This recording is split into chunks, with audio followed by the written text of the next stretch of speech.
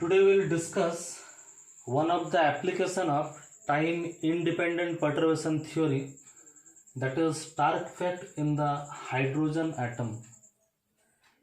In the year 1913, a German physicist Johannes Stark, while studying the Balmer series of hydrogen atom, he discovered this effect called Stark effect, and for this has got the Nobel Prize also in the year 1919. So what is Stark effect? The splitting and the shifting of spectral line on the application of external electric field is called Stark effect. जब भी हम लोग जैसे hydrogen atom when they are being exposed to external weak electric field, तो what will happen, there will be shifting or splitting of their spectral lines. Spectral lines you have read in the junior classes. Suppose this is the nucleus of hydrogen atom, consists one proton and these are the orbits. तो ये orbit का नाम दे रहे हैं n equal to 1, ये दे रहे हैं n equal to 2, इस ढंग से n equal to 3. This is called ground state. This is the first excited state. This is the second excited state. So according to the Bohr's theory, when the electron will jump from any higher energy level to lower energy level, then there will be emission of energy which will be equal to the difference of two energy level. तो hydrogen atom में आप लोग पढ़े हो, spectrum को लेकर के आप लोग पढ़ो, लाइमन सीरीज आप लोग पढ़ो, बाल्मर, पास्सन, ब्रैकेट, ये सब सीरीज को लेकर के आप लोग पढ़ो, स्टडी किए हो. तो जब ये हाइड्रोजन एटम में हम लोग बाहर से इलेक्ट्रिक फील्ड जब हम अप्लाई करेंगे तो क्या होगा, ये जो एनर्जी लेवल है ये हो सकता है थोड़ा सा शिफ्ट कर जाए, या तो ये जो एनर्जी लेवल है ये थोड़ा सा स्प्लिट कर जाए. स्प्लिट कर जाए माने अभी हम लोगों को एक लाइन दिख रहा है, यही एक लाइन हो सकता है 3 लाइन बन जाए due to application of electric field. इसके पहले हम लोग जानते हैं जीवान इफेक्ट में हम लोग जैसे पढ़े हैं, मैग्नेटिक फील्ड एनर्जी लेवल को जैसे स्प्लिट अप कर रहा है, यहाँ पर इलेक्ट्रिक फील्ड एनर्जी लेवल को स्प्लिट अप कर देगा, तो इसी को हम लोग बोलते हैं स्टार्क इफेक्ट. तो this is one of the application of time independent perturbation theory. तो यहाँ पर पर्टर्ब्ड जो एनर्जी होगा that will be electric field ही डिस्टर्ब करेगा. तो this is hydrogen atom, here we have applied external electric field. तो this is equivalent to a dipole having dipole moment P equal to E is the charge of one of this charge. E is the charge, ये plus माने यहाँ पर proton का charge या electron का charge में से कोई भी एक चार्ज है E, और and R is the dipole length. This is the radial distance, this is R. तो इस इलेक्ट्रिक फील्ड को हम लोग बाहर से जो अप्लाई कर रहे E, इसके चलते जो पर्टर्ब्ड जो हमारा हैमिल्टोनियन होगा उसका जो एक्सप्रेशन होगा वो होगा minus P dot E. P है आपका electric dipole moment and E is the here is not energy, this is the external electric field. तो P के जगह में हम लोग ER डालेंगे तो ER डॉट E डॉट हटेगा तो ER cos theta. This electric field you have to consider this electric field along Z direction. तो Z डायरेक्शन में इसी एक्सप्रेशन को हम लोग इस ढंग से हम लोग लिख सकते हैं. तो टोटल हैमिल्टोनियन जो हमारा यहाँ पर जो होगा, टोटल हैमिल्टोनियन एक होगा अनपर्टर्ब्ड हैमिल्टोनियन और this is our first order perturbed Hamiltonian. तो अनपर्टर्ब्ड हैमिल्टोनियन को हम लोग इस फॉर्म में भी लिख सकते हैं, p²/2m. This is the momentum, m is the mass of electron, this is the kinetic energy and this is the potential energy of this system. Potential energy आप लोग जानते हैं U equal to 1/4π epsilon naught होता है, Q1 Q2/R होता है. यहाँ पर 1/4 एप्सिलॉन, Q1 माने इलेक्ट्रॉन का चार्ज -E, Q2 माने प्रोटॉन का charge E/R. E equal to E², तो -E²/R. इसको हम लोग p²/2m को अलग फॉर्म में भी हम लोग लिख सकते हैं, अलग अलग बुक में अलग अलग फॉर्म में इसको दिया हुआ रहता है. तो पी स्क्वायर को हम लोग ऐसा लिख सकते हैं, यहाँ पर पी स्क्वायर बाई 2m को अलग अलग बुक में हो सकता है minus H cross square delta square by 2 mu, this mu is the reduced mass of electron. तो हम लोग यहाँ पर m लिए उसको, तो अलग अलग बुक में अलग अलग ढंग से एक्सप्रेशन दिया हुआ रह सकता है। तो अभी हम लोग बात करेंगे first order Stark effect in the ground state of hydrogen atom. तो ग्राउंड स्टेट का मतलब ही होता है, मैं पहले ही बता रहा हूं, n equal to 1, first excited state मैंने n equal to 2, second excited state मैंने n equal to 3। This is our principal quantum number. हमारा ऑर्बिटल या एजुमेटल क्वांटम नंबर L का जो वैल्यू होता है वो n-1 वैल्यू होता है, 0 1 2 इस ढंग से। 0 मैंने s ऑर्बिटल, 1 मैंने p ऑर्बिटल, और m हमारा मैग्नेटिक ऑर्बिटल क्वांटम नंबर। बहुत सारा बुक में हम लोग L लिए, ml, इसका वैल्यू होता है -L टू +L। इसमें जो वैल्यू होता है 12 + 1 वैल्यू, इसका होता है 12 + 1 values from -L to +L। तो हम लोग देखेंगे ग्राउंड स्टेट में, जैसे हाइड्रोजन एटम में जो एनर्जी होता है En इक्वल टू हम लोग जानते हैं -13.6 electron volt by n²। Ground state के लिए n इक्वल टू 1 होगा। तो E1 या ग्राउंड स्टेट में अनपर्टर्ब्ड अवस्था में n इक्वल टू 1 के लिए n इक्वल टू 1 के लिए, यस, n इक्वल टू 1 के लिए जो हम लोग ग्राउंड अवस्था में रख रहे हैं और अभी अनपर्टर्ब्ड अवस्था में रख रहे हैं, इसीलिए E0 अनपर्टर्ब्ड अवस्था में रख रहे हैं, तो ये होता -13.6 इलेक्ट्रॉन वोल्ट। और n इक्वल टू 1 अगर है तो L इक्वल टू 0 होगा, और L इक्वल टू 0 अगर है तो m इक्वल टू हमारा होगा m equal to -L to +L, मैंने -0 टू +0 मैंने 0, और ये जो -L टू +L वैल्यू जो होगा विथ ए डिफरेंस ऑफ 1, ये हम लोग को याद रखना पड़ेगा।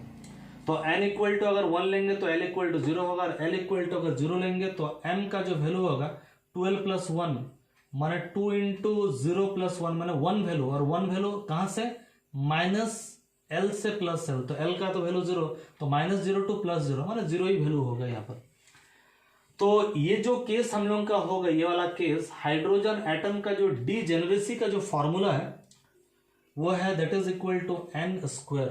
डीजेनरेसी के विषय में हम लोग पहला वीडियो में भी बात हम लोग किए हैं, कौन सा डीजेनरेट केस होगा, कौन सा नॉन डीजेनरेट केस होगा। डीजेनरेट केस में हम लोग बात किए हैं, पहले बात करते हैं non degenerate case. Non degenerate case में क्या होगा ना, अगर wave function, particular wave function के लिए पर्टिकुलर आइजन वैल्यू अगर होगा तो हम लोग बोलेंगे वो नॉन डीजेनरेट केस है।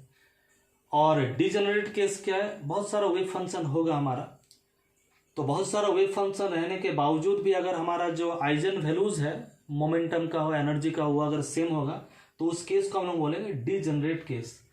तो हाइड्रोजन एटम का ग्राउंड स्टेट का जो डीजेनरेसी होता है उसका फॉर्मूला n², यहाँ पर तो n इक्वल टू 1 लिए है, तो डीजेनरेसी n इक्वल टू 1 में वैल्यू आएगा 1 का मतलब है ये नॉन डीजेनरेट अवस्था में है। तो ये नॉन डीजेनरेट अवस्था में ये हमारा ग्राउंड स्टेट है।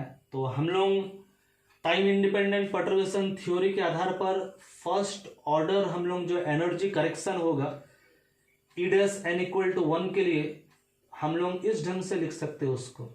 ये हमारा वेव फंक्शन है, लेकिन वेव फंक्शन है 1 0 0 जो लिखे हम लोग, ये जो वेव फंक्शन का स्टेट को बताने के लिए हम लोग NLM हम लोग यूज करते हैं, NLM क्वांटम नंबर। तो psi n equal to ground state में n इक्वल टू 1, तो L इक्वल टू 0, L अगर 0 है तो m 0 होगा। तो this is the ground state.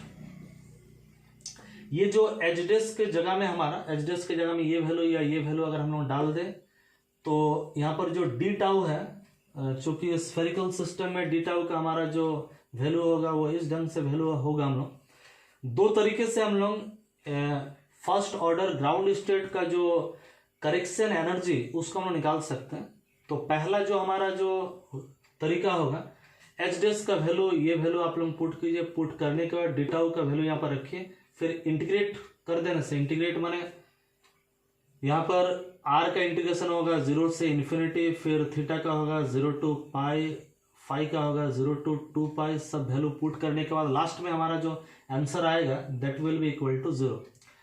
या तो हम लोग जेड डायरेक्शन के लिए सिलेक्शन रूल भी हम लोग अप्लाई कर सकते हैं। हमारे पास सिलेक्शन रूल क्या है ना, सिलेक्शन रूल है delta L should be plus और -1 और delta m should be 0 selection rule के।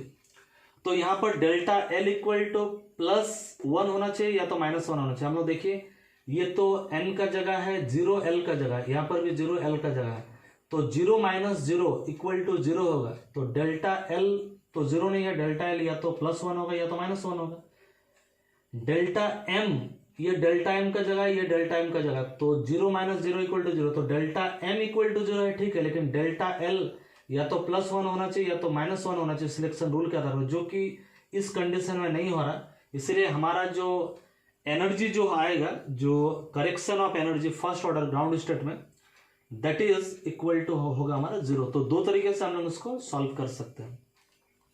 अब हम लोग बात करते हैं first order Stark effect in first excited state. First order का ही बात कर रहे हैं, लेकिन first excited state that is n equal to 2।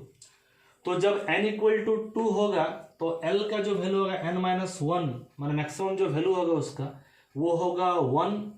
लेकिन 2 नंबर ऑर्बिट में हम लोग जानते हैं 2 ऑर्बिटल हमारा रहता है S और P। n इक्वल टू 2 में L का जो मान होगा 0 और 1 मान होगा। तो अगर L इक्वल टू 0 होगा, जैसे पहले हमने लिया, तो m इक्वल टू तो 0 होना चाहिए, लेकिन L इक्वल टू अगर 1 होगा 1, तो m इक्वल टू क्या होना चाहिए, m इक्वल टू -1 2 होना चाहिए +1। वैल्यू कितना होना चाहिए 12 + 1, तो L कितना है, L है 1, 2 × 1 माने 2, 2 + 1 माने 3। 3 वैल्यूज हम लोग का होना चाहिए, 3 वैल्यूज कहां से, -1 से +1 तक, और -1 से +1 तक विथ डिफरेंस ऑफ 1 का डिफरेंस होना चाहिए। तो एक वैल्यू हो गया -1, एक वैल्यू हो गया 0, एक वैल्यू हो गया +1, तो 3 वैल्यू हो गया, और उसका डिफरेंस भी होगा हमारा 1। तो L इक्वल टू 1 के लिए m का जो वैल्यू आया 1 0 -1, तो n equal to 2, L equal to 0, m equal to 0, ये है एक state. n equal to 2, L equal to 1, m equal to 1, ये हो गया अदर स्टेट, मतलब सेकेंड वाला state. n equal to 2, L equal to 1, m equal to 0, ये और एक state. n equal to 2, L equal to 1, m equal to -1, ये और एक स्टेट है। माने यहां से हमारा 3 स्टेट बन रहा है, ये हमारा एक। हम लोग बोल सकते हैं फर्स्ट जो एक्साइटेड स्टेट है उसमें 4 फोल्ड डिजेनरेसी। फॉर्मूला के आधार पर भी हम लोग देख सकते हैं, जो डिजेनरेसी का जो फॉर्मूला n², तो n इक्वल टू 2 है, तो 2 स्क्वायर में 4, डिजेनरेसी 4 होना चाहिए। तो फर्स्ट एक्साइटेड स्टेट माने n इक्वल टू 2 में हमारा डिजेनरेसी होना चाहिए क्या, 4 फोल्ड डिजेनरेसी। तो अब हम लोग जो 4 फोल्ड जो डिजेनरेसी आया उसको हम लोग n-l-m के फॉर्म में हम लोग लिखेंगे। तो पहले हम लोग का कॉम्बिनेशन होगा n 2 l-m 0 0, फिर हमारा n l 1 फिर 0, n l n माने 2 l 1 फिर -1, फिर n 2 l 1 फिर m और एक 1।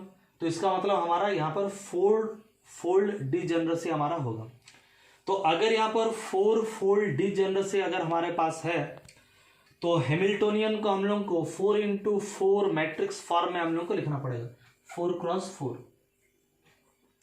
तो हम लोग यहाँ पर पटअप जो Hamiltonian H11, H12, H13, H14 dash में लिखे, इस ढंग से हम लोग उसको लिख दिए। और हम लोग को जो मिलेगा, जो ई डैश का मतलब यहाँ पर ई का मतलब इलेक्ट्रिक फील्ड है, ई डैश का मतलब यहाँ पर है हमारा first order energy correction in n equal to 2 state में ईडेस को हम लोग लिया एनर्जी। अब ये जो ईडेस को अगर हम लोग इस पार में ले जाए तो ये होगा माइनस में आ जाएगा, यहाँ पर हम लोग लिखेंगे ईडेस, यहाँ पर आ जाएगा हमारा ईडेस, यहाँ पर आ जाएगा ईडेस, और फिर यहाँ पर आ जाएगा ईडेस।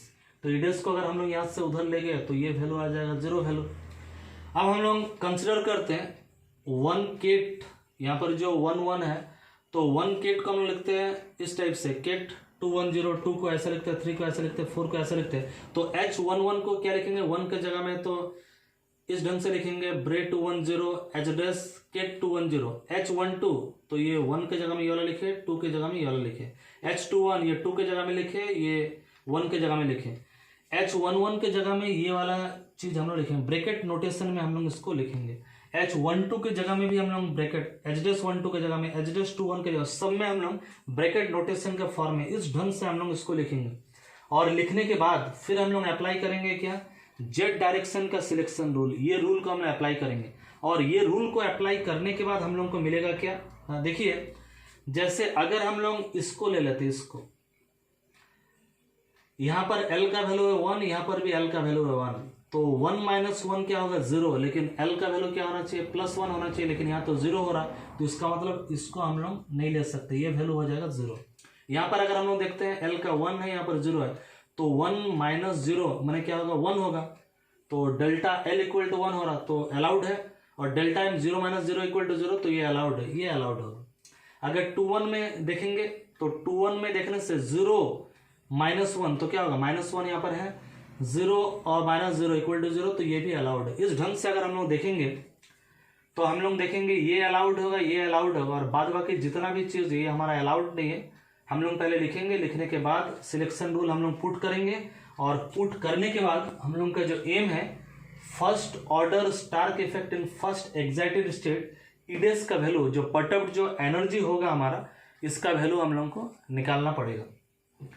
So after putting the value of H11 dash, H12 dash, H1314 and all this type of values, we get this type of equation we get. So now we have to apply some selection rule that I have discussed earlier. For z direction, if the electric field along the z direction, then the selection rule will be delta L equal to ±1 and delta M equal to 0. तो let us apply this selection rule to this term. यहाँ पर L equal to 1 है, यहाँ पर भी L equal to 1 है, तो ये जो 1 माइनस 1 इक्वल टू 0 आ जा रहा है, तो डेल्टा L तो 0 नहीं होगा, +1 या -1 आए, तो ये टर्म हमारा 0 हो जाएगा, या ये टर्म हट जाएगा।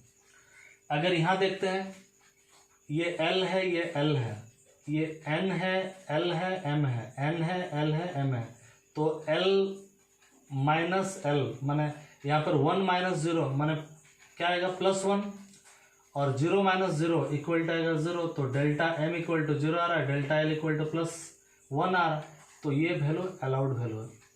इस वैल्यू में देखिए 1 1 है तो 0 आ जाएगा, यहाँ पर भी 1 1 है तो 0 आ जाएगा, तो ये सब अलाउड नहीं है। तो हम लोग अगर इसको देखेंगे 0 माइनस 1 तो होगा -1, तो -1 तो अलाउड है, 0 माइनस 0 इक्वल टू 0 तो अलाउड है, ये भी हमारा अलाउड हो जाएगा। लेकिन इसके अलावा अगर हम लोग देखेंगे इसको, ये 0 माइनस 0 इक्वल टू क्या होगा 0 0 तो नहीं होना चाहिए, ये सारा चीज़ को अगर हम लोग देखेंगे तो कोई अलाउड नहीं होगा, ओनली ये वाला और ये वाला अलाउड होगा, तो सारा टर्म 0 हो जाएगा, खाली हमारा बचेगा ये जो पटअप जो एनर्जी है वही बच जाएगा, और सारा टर्म 0 हो जाएगा। तो अगर हम लोग इसको मिटा दें, यहाँ पर पटअप टर्म, पटअप एनर्जी खाली हमारा रहेगा, और ये सारा टर्म हमारा 0 हो जाएगा।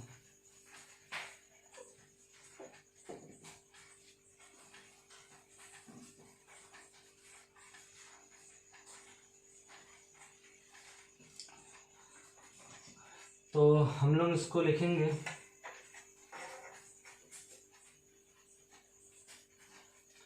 -0 0 0 0 0 0 0 -0 0 0 0, थोड़ा सा खाली अरेंज करके लिख दिए, इक्वल टू 0। नाउ अगर हम लोग इसको सॉल्व करना चाहेंगे, इसको या तो इसको सॉल्व, ये इसका कॉम्प्लेक्स कंजुगेट है, तो अगर हम लोग सॉल्व करना अगर चाहें, this can be return like this. हम लोग ग्राउंड स्टेट में भी हम लोग देखें, इसी ढंग से हम लोग लिखे, ग्राउंड स्टेट में तो हमारे पास 1 0 0 था, तो इस फॉर्म में हम लोग लिखेंगे। हैमिल्टोनियन को अगर हम लोग पुट करेंगे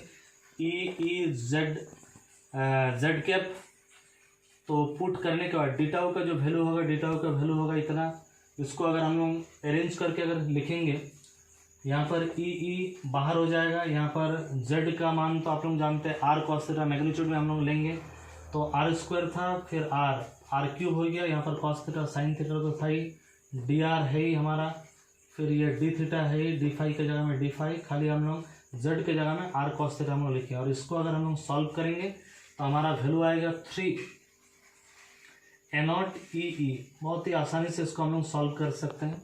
तो ये जो एनॉट है ये हमारा बोर्ड्स का जो फर्स्ट रेडियस है वो है एनॉट। अब इसका वैल्यू अगर हम लोग पुट करेंगे यहाँ पर, सॉरी इसको भी मिटाना पड़ेगा,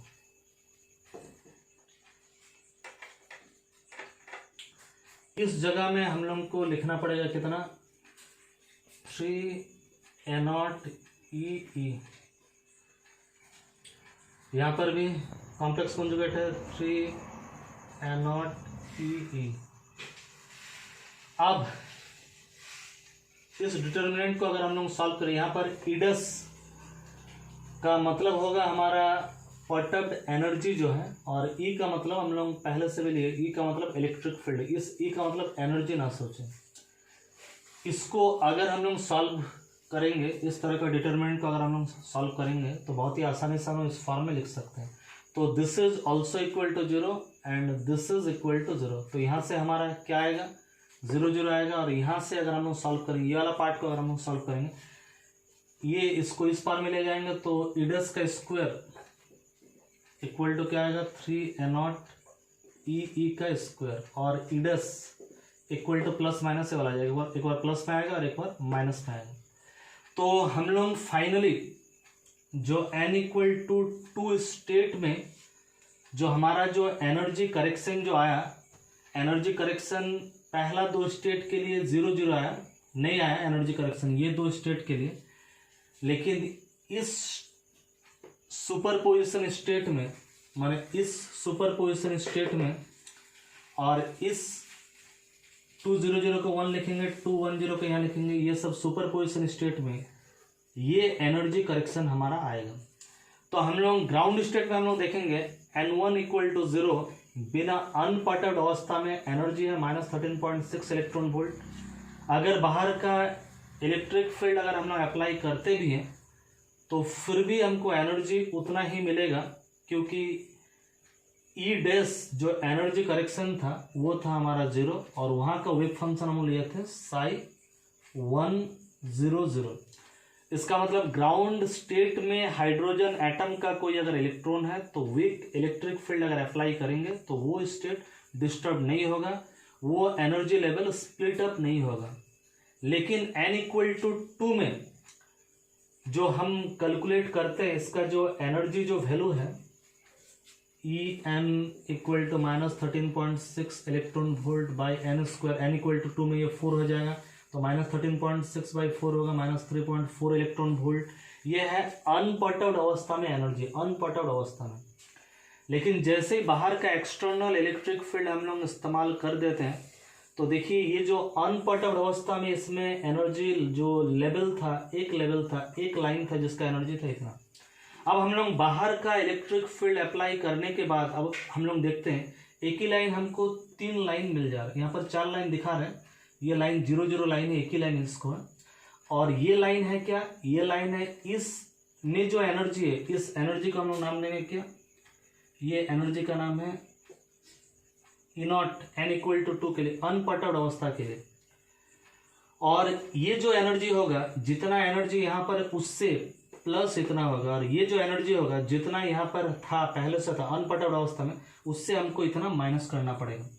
तो क्वांटम मैकेनिक्स का time independent perturbation theory apply करके हम लोग हाइड्रोजन एटम को एक्सटर्नल इलेक्ट्रिक फील्ड में डालने से क्यों उसका n इक्वल टू 2 ऑर्बिट का एक लाइन डिफरेंट लाइन में स्प्लिट अप हो जा रहा, इसका एक्सप्लेनेशन, सटीक एक्सप्लेनेशन जो स्टार इफेक्ट जो हम लोग देखे थे, स्टार इफेक्ट में क्या था ना, n इक्वल टू 2 वाला जो लाइन है खास करके हाइड्रोजन एटम में, वो एक लाइन एक्सपेरिमेंटली देखा गया, एक लाइन स्प्लिट अप कर जा रहा है। तो स्प्लिट अप किस लिए कर रहा है ना, बाहर का एक्सटर्नल इलेक्ट्रिक फील्ड के लिए कर रहा है। तो वही एक्सटर्नल इलेक्ट्रिक फील्ड हमारा परटब्ड हैमिल्टोनियन को कंट्रीब्यूट करेगा। तो परटब्ड हैमिल्टोनियन हमारे पास क्या था, एच डस ई जेड के या ई आर कॉस थीटा था। तो हमारा जो परटब्ड हैमिल्टोनियन बाहर का इलेक्ट्रिक फील्ड का प्रोपोर्शनल है, बाहर का इलेक्ट्रिक फील्ड जितना ज़्यादा होगा उतना हमारा ये जो स्प्लिट होगा, ये जो डिस्टेंस होगा उतना ही हमारा ज़्यादा होगा, एनर्जी का हमारा उतना ही ज़्यादा होगा। तो टाइम इंडिपेंडेंट स्क्रोडिंगर का परटर्बेशन थ्योरी को इस्तेमाल करके हम लोग बोल सकते हैं क्यों n इक्वल टू 2 वाला एक जो लाइन था, एक जो एनर्जी लेवल था वो 3 एनर्जी लेवल में क्यों स्प्लिट अप कर गया, और स्प्लिट अप जो कर गया यहाँ पर जो एनर्जी है, जो एनर्जी करेक्शन है, एनर्जी करेक्शन 0 माने यहाँ पर तो एनर्जी करेक्शन नहीं है, जितना एनर्जी था -3.4 उतना ही रहेगा, लेकिन और एक एनर्जी करेक्शन हम देख रहे हैं, जितना था उससे प्लस इतना करना पड़ेगा, जितना था उससे माइनस इतना करना पड़ेगा। तो क्वांटम मैकेनिक्स के आधार पर इजीली हम लोग इसको एक्सप्लेन करने में सफल हुए। तो ये है हमारा linear Stark effect in hydrogen atom according to time independent perturbation theory.